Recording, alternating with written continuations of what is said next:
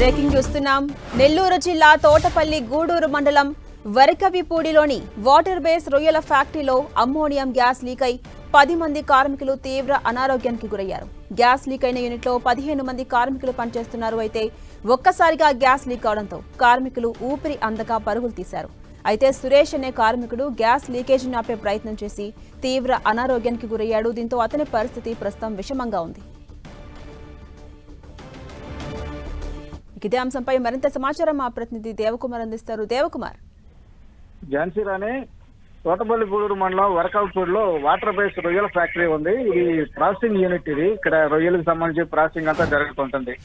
అయితే ఇది చాలా ఏళ్ళుగా ఉంది. అయితే ఇక్కడ 100 మంది కార్మికులు పనిచేస్తా ఉన్నారు.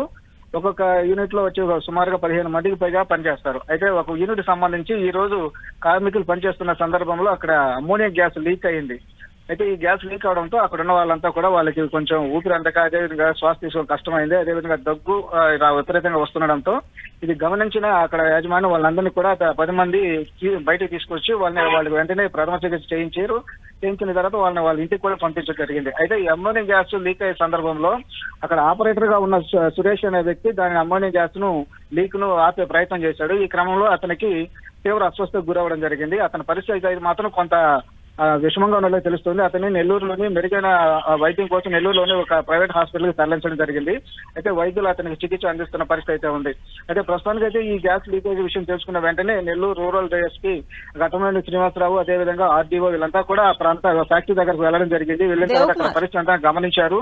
ఎక్కువగా ప్రాణాపాయం కానీ ఆస్తి నష్టం కానీ జరగలేదని గుర్తించడం జరిగింది. అయితే ఈ ఘటన జరిగిన వెంటనే ఎవరు కూడా అక్కడ యాజమాన్యం, ఇక్కడ ప్రభుత్వ అధికారులకు ఎవరికి సమాచారం ఇవ్వకపోవడం పైన కొంత ఆగ్రహం అయితే ఆర్టీఓ గారు, అదేవిధంగా అధికారులు ఆగ్రహం వ్యక్తం చేసిన పరిస్థితి ఉంది. ఝాన్సీ రాణి, అంటే దేవకుమార్, అసలు గ్యాస్ లీక్ అవడానికి కారణాలు ఏమై ఉండొచ్చు? సమాచారం ఏమైనా తెలుస్తుందా?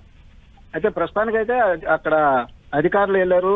వాళ్ళంతా కూడా అసలు ఈ ఘటనకు ప్రధాన కారణం ఏంటి, ఎలా గ్యాస్ లీక్ అయింది అనే వివరాలను సేకరిస్తా ఉన్నారు. యాజమాన్యం మాత్రం దీనికి సంబంధించి ఇప్పటివరకు అయితే ఎలాంటి సమాచారం ఇచ్చినట్టుగా ఇవ్వలేదని తెలుస్తోంది. దీనిపైన ఆరా తీస్తా ఉన్నారు. అయితే ఇది ప్రాసెసింగ్ యూనిట్ కాబట్టి, అమ్మోనియం గ్యాస్ తో పని కాబట్టి ఇది ప్రాసెసింగ్ జరిగే క్రమంలోనే ఈ గ్యాస్ లీక్ అయినట్లుగా తెలుస్తుంది. అయితే వీటన్నిటి మీద అంటే నెల్లూరు జిల్లాలో అనేక రొయ్యల ఫ్యాక్టరీలు, ప్రాసెసింగ్ యూనిట్లు ఉన్నప్పటికీ కూడా వాటిపైన అధికారుల పర్యవేక్షణ అనేది సక్రమంగా లేదు. అది కాబట్టి ఇలా ఈ పర్యవేక్షణ లేకపోవడం వల్ల, యాజమాన్యం నిర్లక్ష్యంగా వ్యవహరించడం వల్ల ఈ అమ్మోనియం గ్యాస్ లీక్ అయినట్లుగా మనకు అర్థమవుతుంది.